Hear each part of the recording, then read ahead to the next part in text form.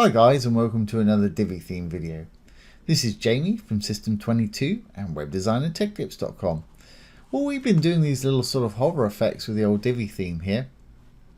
Really easy to do, and on this one we had a question. Somebody says, can you do this coming in from the left? Yeah, absolutely no trouble at all.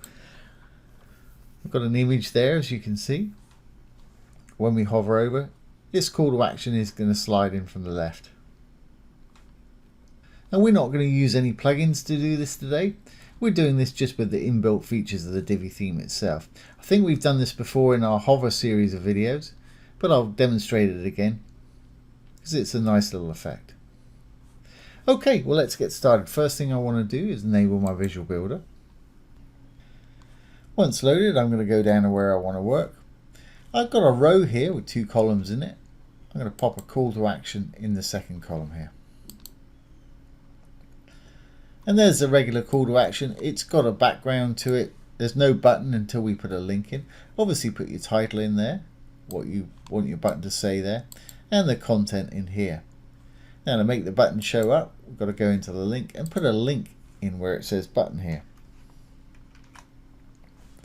And as soon as you do that, the button's going to turn up like that. You can put another link for the whole module in there if you want to, and as usual, best practice, if you're linking to your own site, leave it in the same window. If you're linking to somebody else's site, open it in a new tab so your site stays open. Great.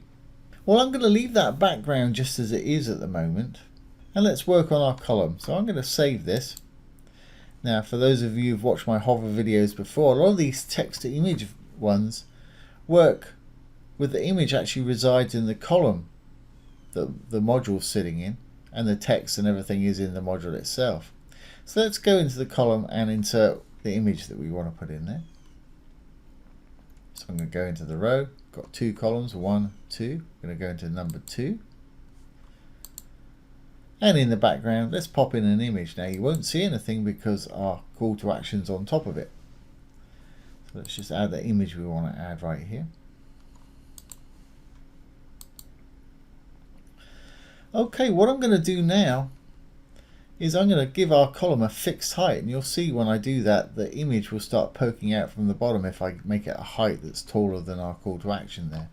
So to do that I need to go to Advanced, Custom CSS, and I'll put this little line of CSS down below. Don't let it put you off. In the main element I'm just going to say height, colon 300 pixels, and that'll limit that column to being 300 tall. Okay, that's great. Now while we're in here, because what we're actually going to do to make this slide in from the left hand side is we're going to push it all the way over to the left and just have some padding over here to trigger it. Then when it slides back in, we'll be able to see it. But when it's over to the left here, we don't want to be able to see it. To make sure that's not going to happen, while we're in the Advanced tab of the column, we want to go down to Visibility, Horizontal and Vertical Overflow, and switch these both to off or hidden. That way anything that falls out of our little column here when we push it won't be seen. Okay, let's save our column changes and our row changes, and we'll go back into the module and make it do what we want to do. Okay, well, let's go in there. First thing we want to do is make it cover the whole of the image there. So let's go to our design, and also in the design you can change the text styles, fonts, colors, anything you want separately for body, and you can customize your button totally by going in and using custom styles for button. I'm going to leave mine all just as it is for this demonstration, but there's plenty of options there. So let's go into our spacing under the design tab. Under padding, I'm going to roll over, and this is common to most Divi modules. If you roll over the dark writing there, you'll see these little icons appear. Hit the little one that's an arrow, and you can set a desktop state when your mouse is not on it, and have something else happen when you hover over it. So regular state, I don't want to see that thing at all, but before I do anything I want to make it cover that whole image. So I'm going to give it, say, 50 pixels padding top, and same on the bottom. Just hit the chain, it'll do the bottom for you. Not quite enough, say 55. There we go, that's done it. Fantastic. Okay, So in regular state, when we're not hovering over it, we don't want to see it at all. So I've got to push it all the way over here so we can pull it back in. To do that, I've got to use some margin just above here. And again, we want to hover over, hit the little arrow, hit the desktop state. And to put it to left, I've got to give it to some negative margin on the left. So I'm going to give it negative margin of, say, quite a lot. I'll say 500. That's fine. Let's make it 600, put a little bit more there. And I've also got to put some padding on the right hand side to counter that, so we've just got color here and no writing. So I'm going to do the opposite of -600 on the padding on the regular desktop state, 600. And we're just left with our color there. Now, of course, I'm going to take that color away so we can see the image. But the reason I've left this here is so that when we hover over it, it can trigger the hover effect. And when we hover over it, I want everything back over here in the middle so we can see it. So margin wise, I'm going to go over to the hover state and put a 0 in there. That's pulled it back, but of course we've still got all that padding in there. So I want to go over to the hover state. And I think we'll just give it perhaps 30 left and right. So if I give it, say, 30 pixels there and hit the chain, there we go. So we've got this on desktop, this when we hover over it. Fantastic, just what we want. Okay, well, let's adjust that color, because on the desktop mode, we don't want to see it. We just want to see that nice image. So I'm going to go to the Content tab, down to our background. Again, I'm going to roll over up the dark writing here. Get the little arrow. Desktop, I don't want any color at all. Just want to see that nice image. Then when that's there, we'll give it a bit of a background. Let's give it a blue, perhaps.